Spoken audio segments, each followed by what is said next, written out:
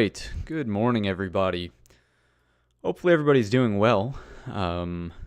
Obviously, there's been some things going on. I haven't been live for the past week and a half or so, and we're kicking off this week with a holiday on Monday. But all things are good.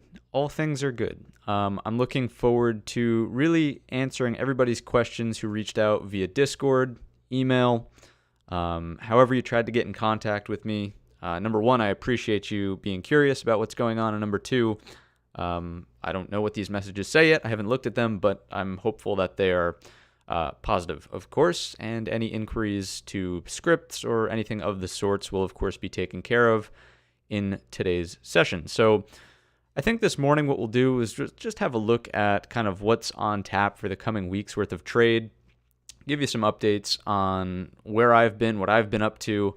It's a very, very small stream this morning. It looks like there's only about 20 people. The link is not public, or I should say the video is not public on YouTube. It is via link only.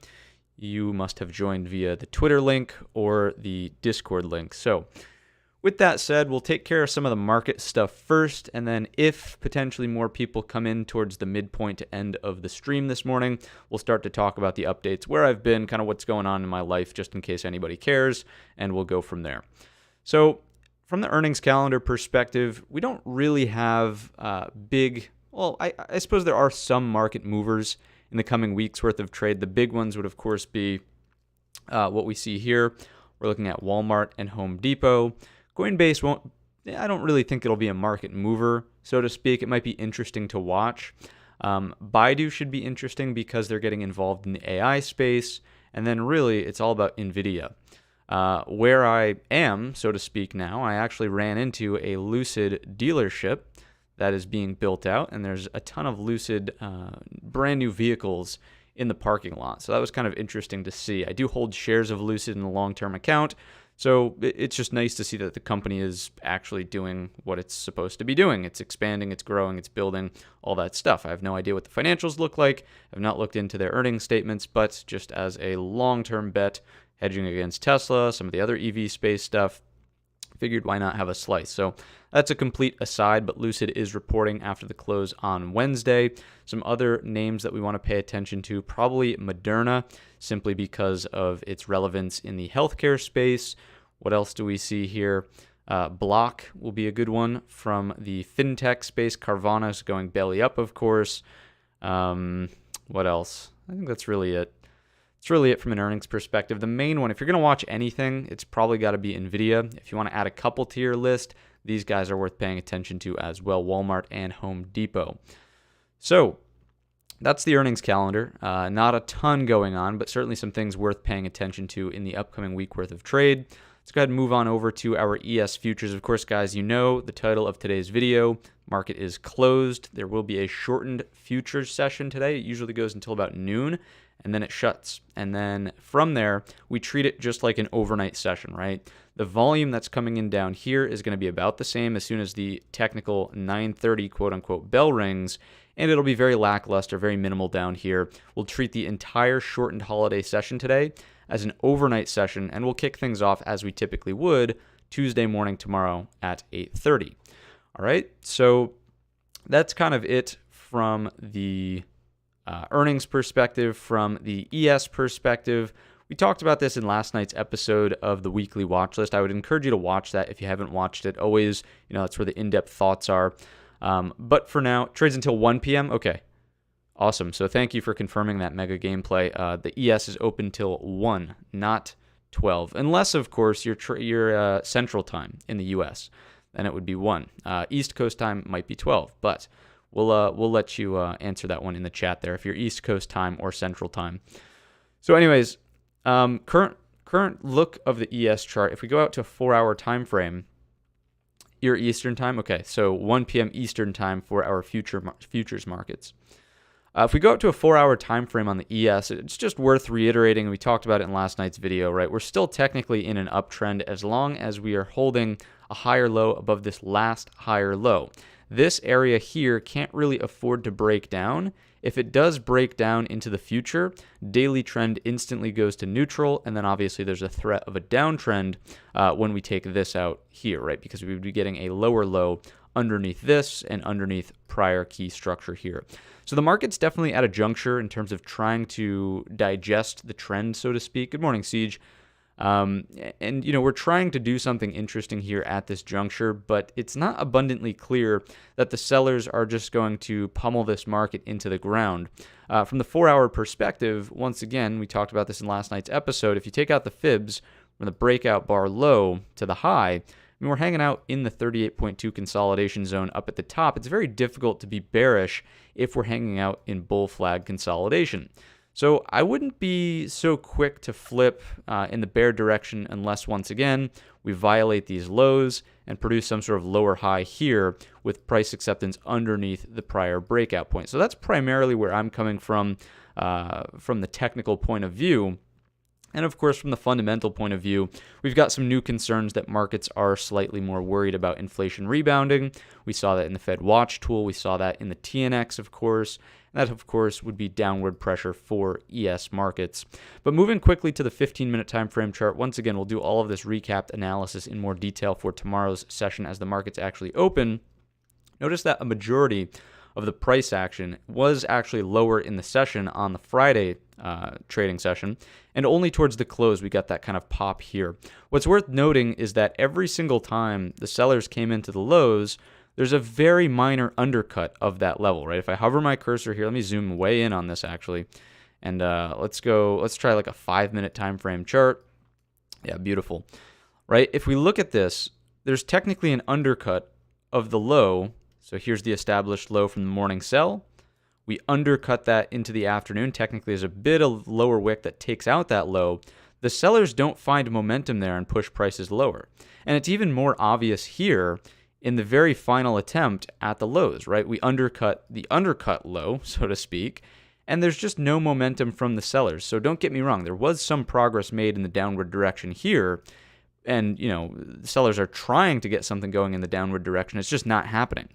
It's just not happening, and obviously the market rebounded higher into the close. So I'm not seeing the argument for stronger sell-side momentum yet. Is that subject to change? Of course, things can always change in the blink of an eye for our markets. So we'll take it day by day, but for now, we do still have a slight bullish edge, slight bullish perspective on the current markets. Notice that the overnight session so far, as opened on Sunday night, is also accepting, for the most part, above the bulk of the price action from Friday. It's not cleanly over the value area high, but it's fairly close. It's fairly close. Notice that the overnight low here and here is very minor. You get this segment of price action and this segment of price action. Otherwise, almost all of the overnight session thus far has been above the value area high. So that does strike me as being slightly more bullish than bearish. Once again, it's not game-changing bullish information here. Just talking about minor edges as we potentially move through the shortened session today and we open up for Tuesday. Once again, for folks just tuning in, I'm sure you're here because of the Discord link or the Twitter link. I appreciate you tuning in. We're just briefly glancing at ES charts. We'll have a look at the NQ as well. And then once we round out the broad market here, we will have some update talks on what's been going on in my life, just in case anyone wants to know, and why I haven't been streaming the past week or so. The videos had the poor audio quality, all that good stuff. NQ 4-hour time frame chart is in an even more bullish position than the ES, simply noting that we continue to see strong higher lows developing, and we did not undercut the low here on the Friday session. So because of that, strikes me once again as playing more nicely from the bull flag perspective, and it's also well above. If you take out the fibs from the breakout bar low to the top here, strikes me as being more bullish as well because we're far above the 38.2 Fibonacci consolidation, right? The ES is literally at and trading around the 38.2, whereas the NQ is clearly above that. We talked about the discrepancies and divergences on the weekly time frame chart in last night's episode of the weekly watch list. So we've covered that. We kind of know that the inside bar there is a true double inside bar without forming a lower low in the previous week's worth of trade. So NQ, more bullish on the 4-hour time frame chart. Of course, the cause for concern, before I zoom in too far, would be if we see a breakdown of these lows. Technically, there's room for a higher low still above 12,200, but violating that in the downward direction, then lower high underneath, that's where bears have something going on right here. If we see this structure start to unfold, it's worth noting that, hey, we're starting to get underneath the 38.2. We have a lower high structure in place underneath prior key support, a big structural level, right? That's worth paying attention to. So NQ, so far, bullish until proven otherwise. Let's have a look at our 15-minute time frame chart. We'll do something very similar to the ES, just simply pointing out that although, yes, there was some follow-through underneath the morning low, and although, yes, here, there was some follow-through underneath the afternoon low, where do we close? It's not like the sellers run away with it, form a lower high down here, and continue to push prices in the downward direction. Same thing can be said about the afternoon low here around 1 o'clock. You could make the argument that Tesla was what kind of kept markets afloat on Friday. High concentration of Tesla in the S&P, in the QQQ, NASDAQ, right? So you could make that argument, but overall, I think as we've seen in the overall internal screen, we talked about this in last night's episode, there's really no bearish momentum. If you look at what was going on Tuesday, really neutral in the volume reads. It was really Monday, which kicked off a positive build here. Tuesday, it doesn't really grow too much. Wednesday grows a little bit here. Thursday, that's where some damage is done into the close, of course, but we still have net positive inflows on the week. As we pointed out last night, we're continuing to see bullish attempts at trends in the below zero negative zone. So don't get me wrong, I'm not trying to say that this market is bullish and headed to new all-time highs.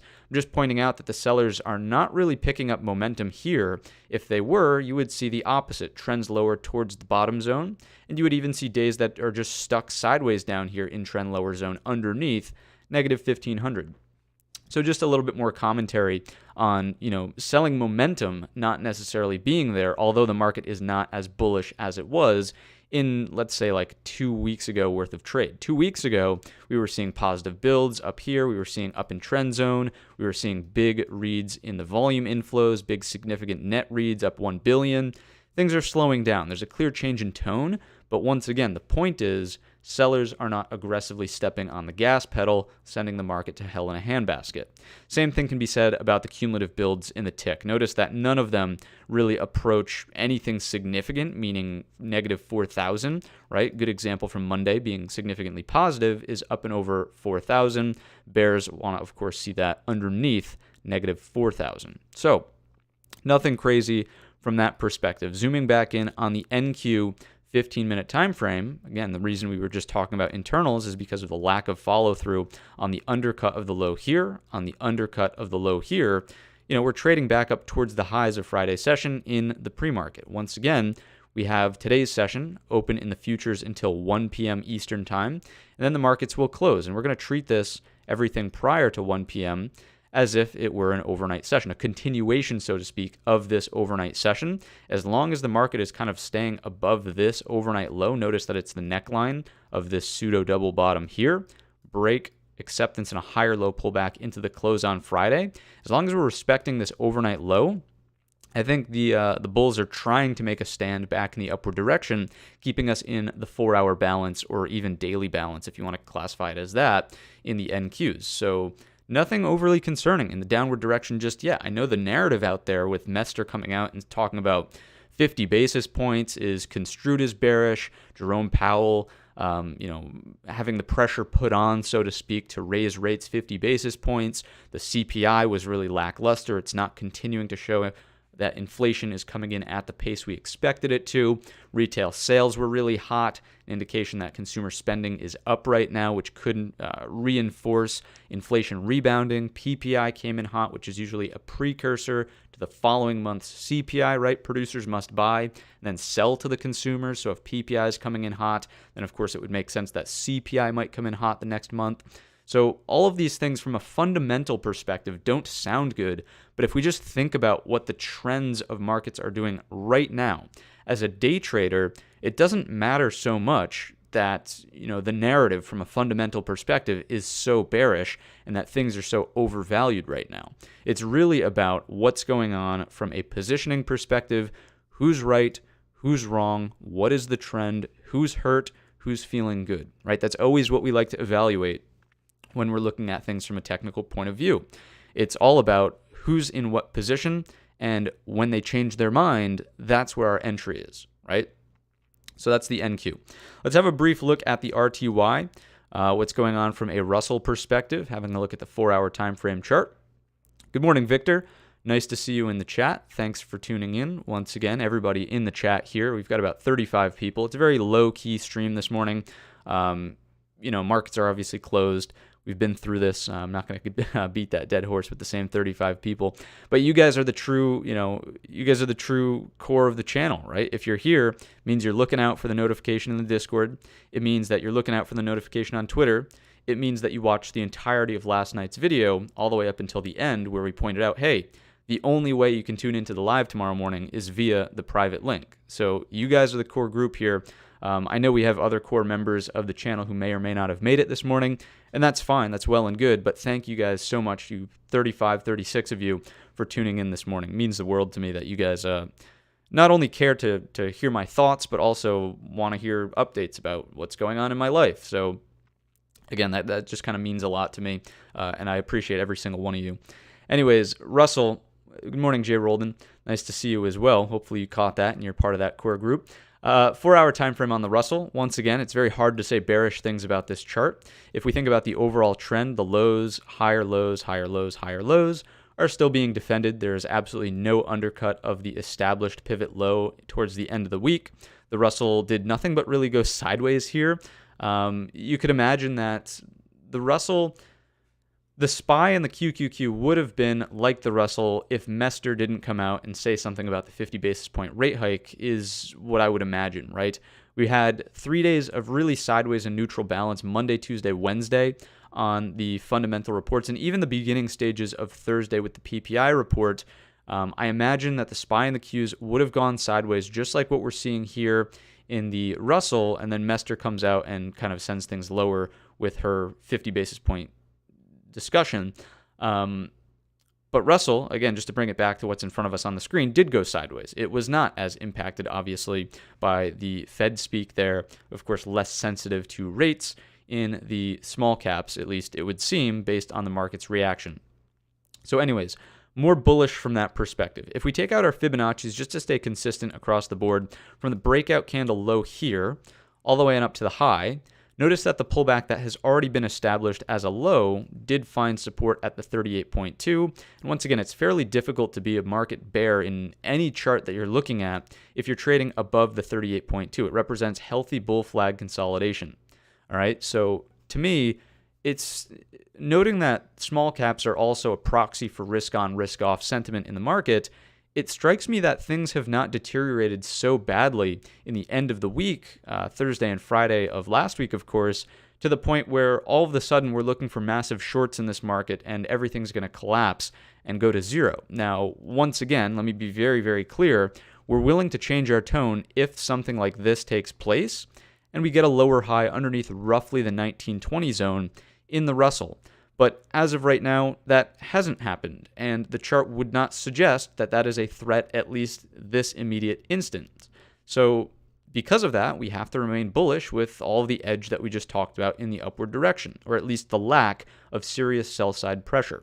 Let's have a look at the 15-minute time frame chart and see what's going on in the smaller time frame. Notice that the Russell is completely different, and this shouldn't come as much of a surprise, noting what we've just discussed from an inside bar and consolidation perspective, but we establish a morning low, we establish a higher low, and then we establish yet again a higher low. You could even say into the close, this pullback here is a really significant higher low. So as compared to lackluster hammers in the SPY and really the QQQ with that red-bodied hammer, the SPY is a little bit more bullish, green-bodied hammer on the daily time frame chart. It's just clear to see that the Russell obviously outperformed, and remembering back to what we call this, a risk gauge for our markets, strikes me as more risk on than risk off, the fact that the Russell outperformed on the Friday session. So overall, going forward, what do we want to see out of the overnight session here and the shortened holiday session today? In a picture-perfect world, we spend time above 1944, the breakout point from here, right into the close. Higher low is found above. You can see that we immediately respect it on the first overnight pullback, Little bit of a dip underneath happening here and ever so slightly happening here. But once again, as we discussed in the ES, if you just think about the time that has been spent above 1944, most of the overnight session is above that level. Only a quick look underneath, and even then, we found support with hammer candles and produced a bounce and produced a bounce.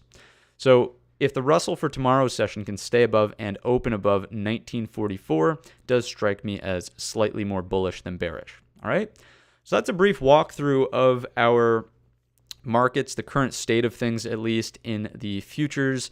We talked about internals briefly. For those of you who are possibly trickling slightly later, here is the earnings calendar just to update you once again on this. We'll take a look at the economic data calendar in just a second, and then we'll talk about updates in my world, kind of what's going on, why I was missing from the stream, and we'll send you on your way. It's a holiday, right? Let's enjoy the morning.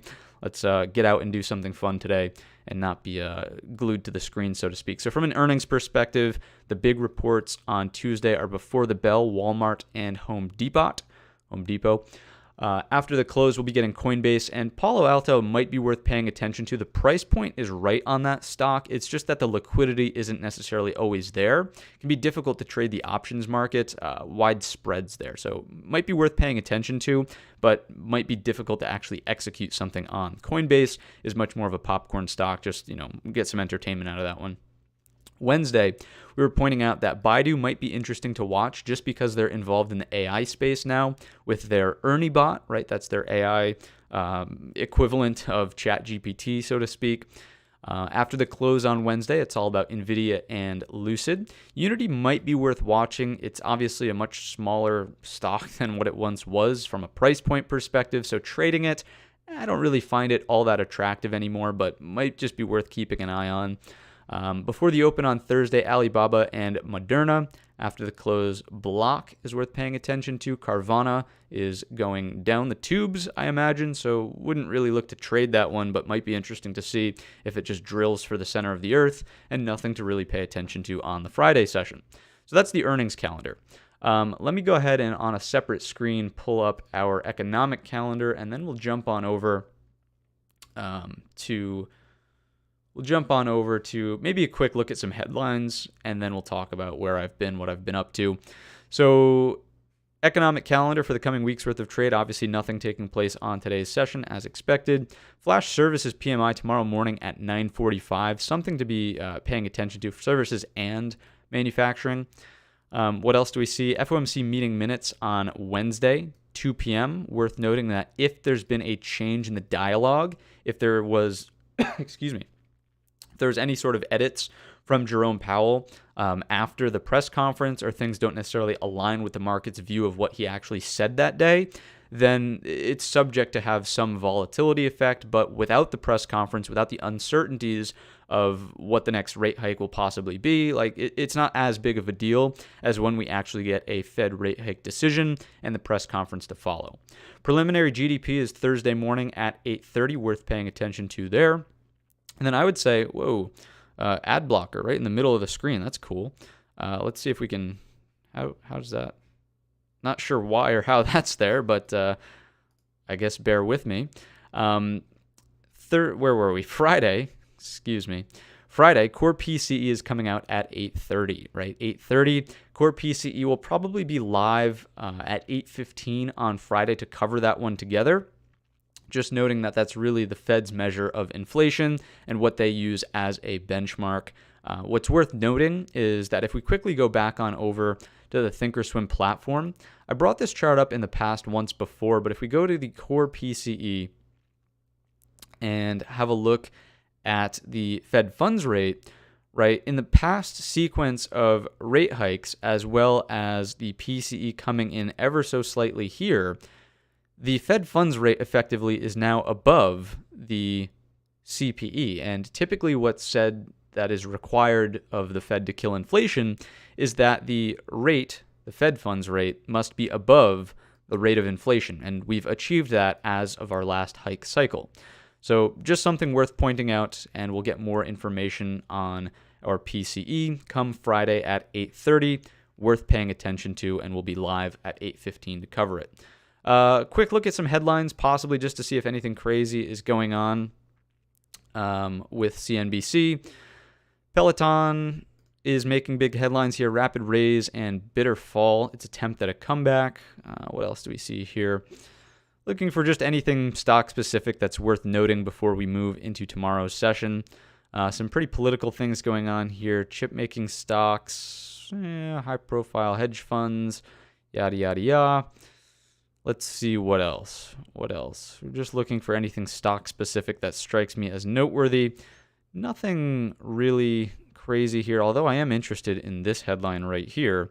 How digital nomads can now live in Spain with their families if they earn enough. So I wonder what that buffer is. I'm going to have to save that in another tab for a second.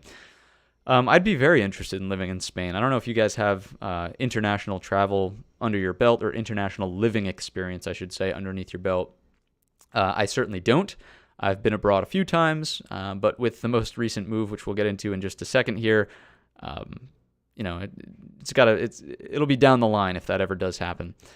Let's see. Some news about China, paid verification from Meta. Nothing really crazy here from our CNBC perspective this morning. So we'll leave it at that. All right, let's go on over to, let's just hang out on the ES chart, so to speak.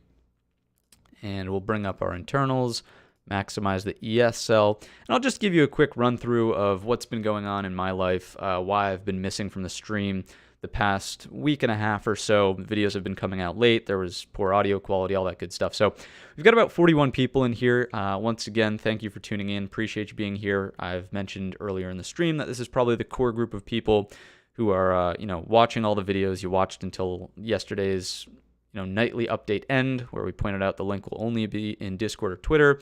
We've been through that. So where have I been? I had a very, very interesting opportunity. Spain not great for taxes from Swipe. I'll keep that in mind.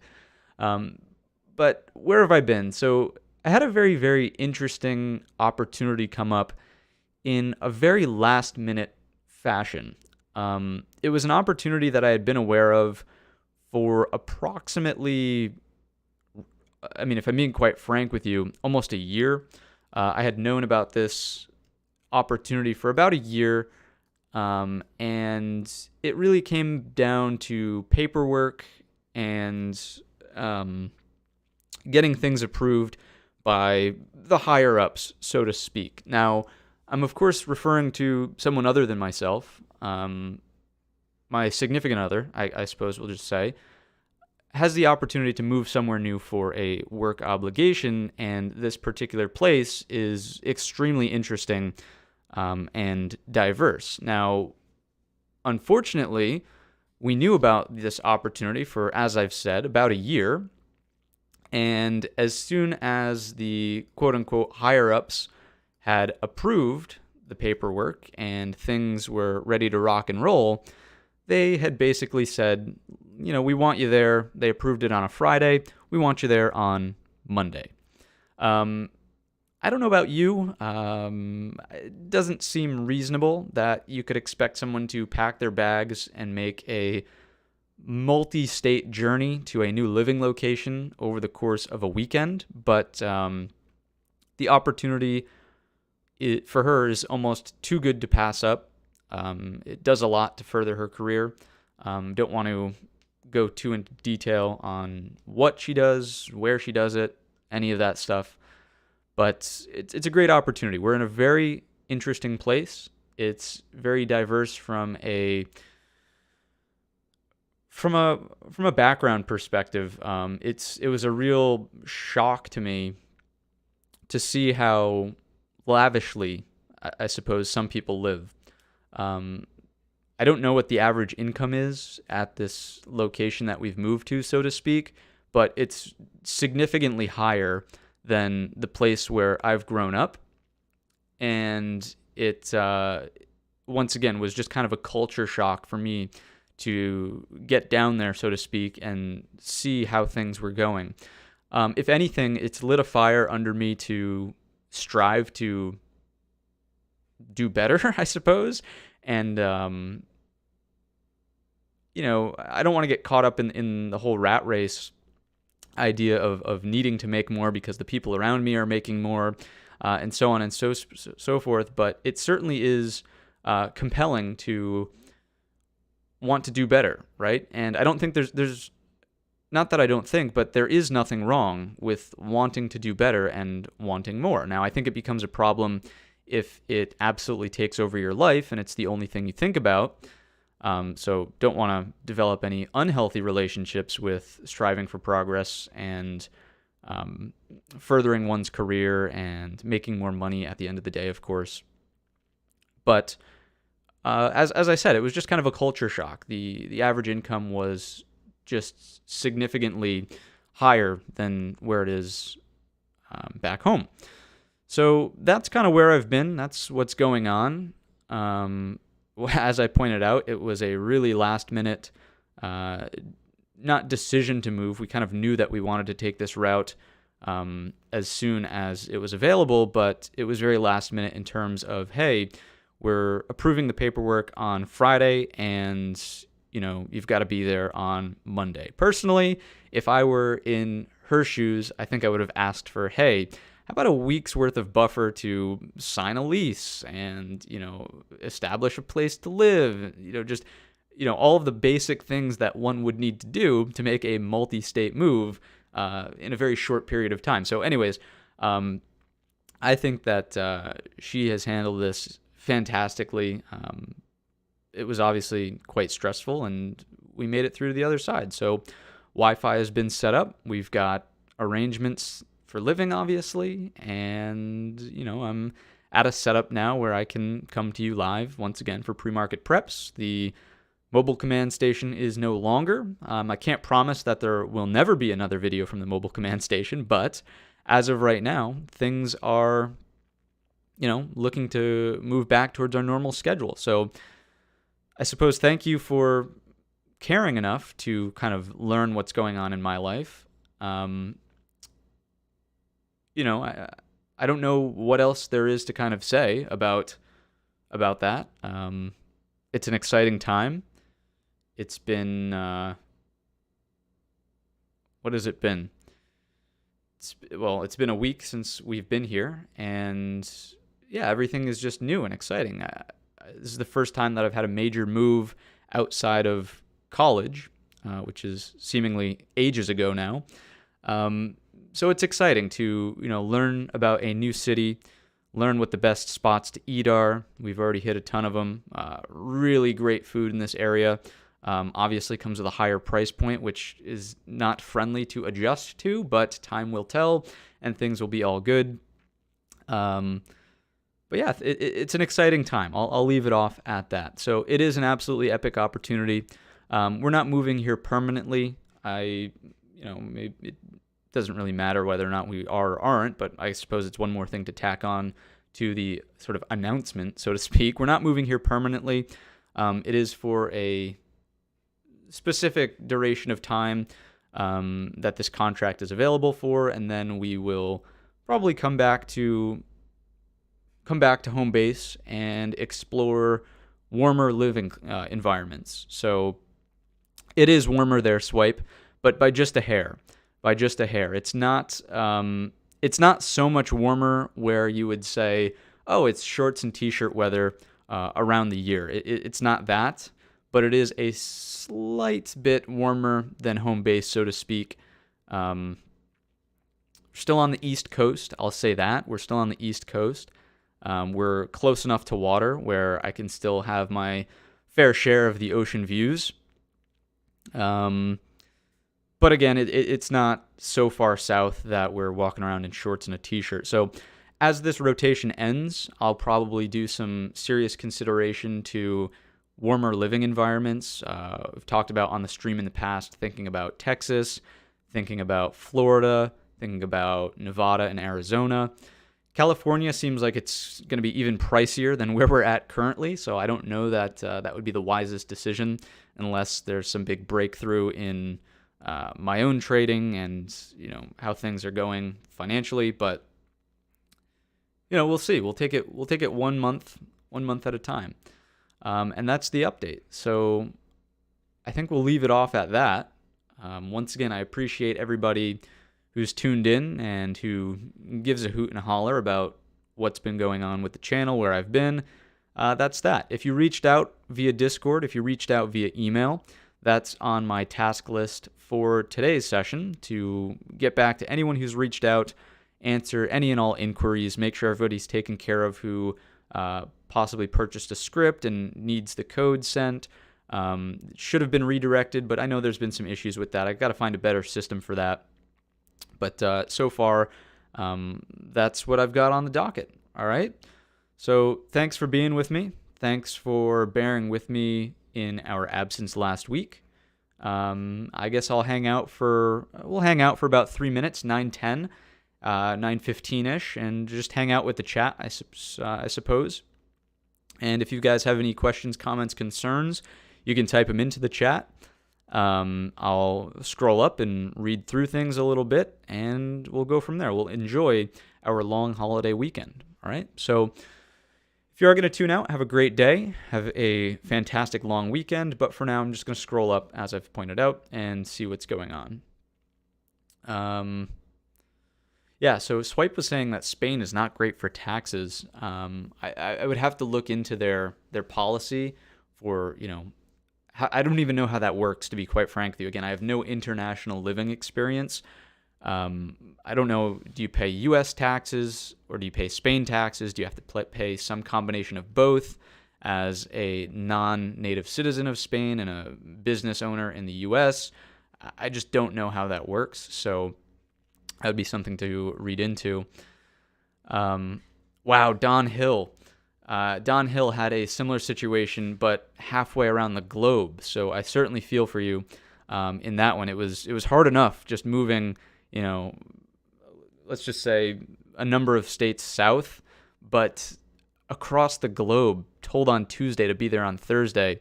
New living situation. I mean, I imagine you had to do some apartment living, or hotel living for a few days, then transition to an apartment or something. I have no idea, but that sounds like, number one, an incredible opportunity, but also a very stressful short-term time frame where everything's up in the air, and there's a lot to figure out in a very short period of time. Luke B is saying that Portugal is much better for taxes. I certainly would not be opposed to Portugal as well. Specifically, I think. Well, actually, I don't know. I've got some thoughts about the Azores versus the mainland. I think that the mainland is fantastic and has a beautiful culture of its own, but the Azores, just where I've grown up, lots of folks are from the Azores, and I only hear good things about the Azores. I'd be interested in going to visit there. Sharath, yeah, we did move. It looks like you see that there. What else do we have? Some congrats on the move, so thank you for that. Thank you for the good luck as well. Siege says, tried his hand at a pre-market prep text base in the Discord while we were out. It was good practice. I'm glad that some of the morning rituals are sticking with you guys. One of the things that the pre-market prep is kind of designed to do is, through repetition, you build habits, right? So if you do something, at this point, we've been going for, I think, almost a year. The pre-market prep has been in full swing on a daily cadence. But if you do something for, I forget how many, I think it's 2 weeks. I think if you do something for 14 days, it starts to become a habit. It's not cemented as a full habit, but it starts to become a habit over the course of 14 days, about 2 weeks. So if we can do this every morning for a year, 2 years, 3 years, you're going to be setting yourself up for a solid habit to be instilled into your morning routine. And I have no doubt that, over time you get better, you learn the nuances, and things can only improve, right? Jay Roldan, so happy that you're still with us. Grateful for the pre-market preps. Yeah, absolutely. It's just as much for my own learning and morning clarity as it is to share with the world. Thanks for tuning in, Jay Yan. Appreciate you being here. Thank you for the congratulations as well. Luke B says, if you want to set up an LLC in Europe, the best place to do it is in Estonia. No business tax if the profits are reinvested into the company. Perfect for working from home. Yeah, that's definitely something worth looking into. Now, you're gonna have to excuse my non-cultured, uh, my non-cultured brain, but Estonia, where exactly in Europe is that? I'm gonna look up a quick map on the other screen here. Okay, north of Latvia. Okay, it does look as though it's in a colder region of the world, unless I'm mistaken. And it gets like the Gulf Stream winds, which, those typically keep Spain, France, UK, which are technically north of New England, warmer than New England. But I could be wrong about it reaching all the way up to Estonia. Seems like it's too far inland, that is to the east, and also considerably north. Yeah, it definitely looks like it's got some cold winters, so I don't know per se that I would want to be there full time. Maybe as a primary residence, and then I'll what do they say? I'll vacation in Spain or something like that. But yeah, master after 10,000 hours. That's also the saying. Buckminster Wallace, absolutely correct. 10,000 hours, I believe, is the benchmark as studied by some renowned university. I don't know if it was like Harvard or Yale or whatever, but 10,000 hours is the number. Absolutely. Don, thanks for the sending love over to Siege. I love to see, in my absence, it does truly warm my heart a little bit to see that you guys are stepping in the Discord and kind of doing things and keeping the spirit of the Trade Brigade channel alive for those morning preps. So that's awesome. Appreciate that. And then Luke is saying, you don't physically have to be in Estonia, just the LLC. What's the setup for the travel station? My desktop situation is, I think I posted a picture of this on Twitter maybe long ago. I can see if I can find it. But I run things off of an iMac with a couple of external monitors and a whole microphone setup. The mobile command station is just a MacBook Pro. I think it's got I'm just a Mac fan. You could call me a Mac fanboy, and it probably is based on my design background. But I'm Mac through and through, and it's what I will use for probably all of eternity. Just going to scroll down and see if I can find this picture of the setup to share with you, and then maybe we'll tune out at 9:15 here, about 30 seconds or so, unless there's any other pressing comments, questions, concerns.